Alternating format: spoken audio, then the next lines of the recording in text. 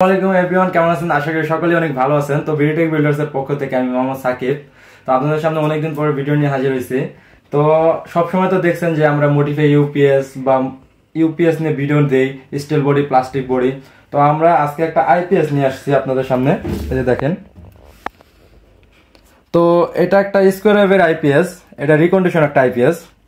তো আইপিএসটা আমি ব্যাটারি সংযোগ করে রাখছি, এই যে ব্যাটারি সংযোগ করে রাখছি। তো আমি এখন আইপিএসটা অন করি, যে আইপিএসটা অন হয়েছে। তো যেটা বলতেছিলাম তাকে আমি একটু অফ করে বলি। তো এরকম রিকন্ডিশন আইপিএস আমাদের কাছে পাবেন, 400 watt, 500 watt, 300 watt, 600 watt IPS গুলো আমাদের কাছে পাবেন। তো আমি এটা একটা 400 ওয়াটের আইপিএস, তো আমি এটা একটু অন করে একটু লোড দিয়ে দেখাই। যে অন করলাম, আমি অন করার সাথে সাথে কুলিং ফ্যানটা চলতেছে পিছনে।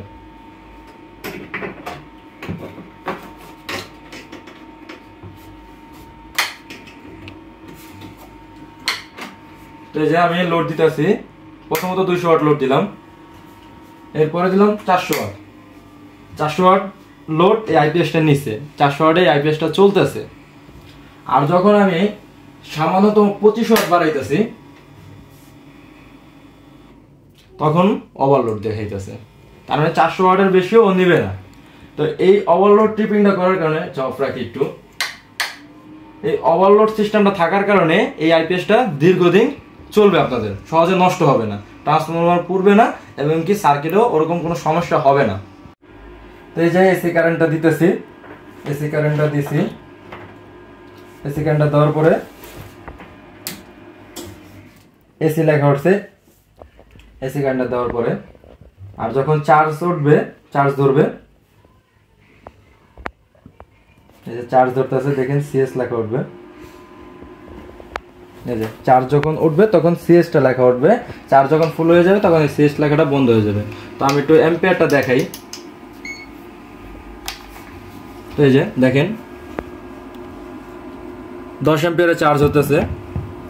তো অ্যাম্পিয়ারের যে বিষয়টা আছে, অ্যাম্পিয়ারের বিষয়টা হচ্ছে যখন আমাদের ব্যাটারির ভোল্টেজটা বেড়ে যাবে আর কি, ব্যাটারির ভোল্টেজটা বাড়বে, তখন অ্যাম্পিয়ারটা আস্তে আস্তে কমতে থাকবে। আর যখন ফুল চার্জ হয়ে যাবে তখন এই সিএস লেখাটা অফ হয়ে যাবে।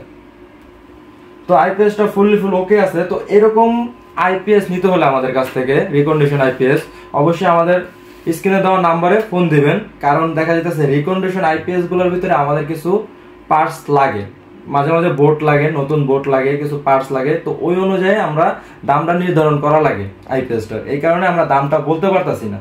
তো যার প্রয়োজন হবে অবশ্যই আমাদেরকে ফোন দিবেন, ফোন দিয়ে দামটা জেনে নেবেন, আর কত ওয়াট লাগবে সেটাও জানাবেন। তো সবাই ভালো থাকবেন, সুস্থ থাকবেন, আল্লাহ হাফেজ।